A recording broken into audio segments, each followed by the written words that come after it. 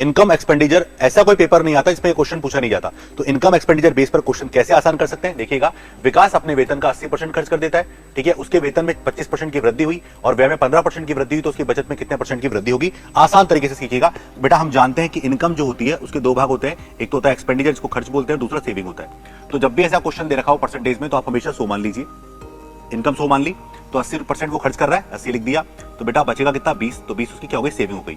आगे क्या कह रहा है, आगे कह रहा है वेतन में 25 की वृद्धि हुई, तो बेटा 100 रुपए ऑलरेडी इनकम है उसकी, उसमें 25 की वृद्धि हुई, तो बताओ नई इनकम कितनी बढ़ गई, 25 बढ़ गई। चलिए आगे अगर हम बात करें, यहां पर हम देखें तो व्यय में 15% की वृद्धि हो रही है, तो प्लस 15% निकालेंगे आप। जी हाँ, 15% में 3/20 होता है, और उसको काटोगे तो क्या आएगा बेटा, 12 हमारे पास आएगा। क्या आएगा, 12 हमारे पास आ जाएगा। तो आप देखिए इसका 15% 12 होगा। अब इसमें इसको घटाओगे तो एक्स्ट्रा कमाए 25, 12 खर्च किए तो बचे कितने, 13 एक्स्ट्रा रुपए सेविंग बच गई हमारे पास। तो 13 की वृद्धि हो रही है हमेशा प्रीवियस वैल्यू पर, तो 13/20 गुना 100, तो इसका आंसर आया बच्चों 65% की क्या हो गई, वृद्धि हो गई है। तो आंसर आएगा डी।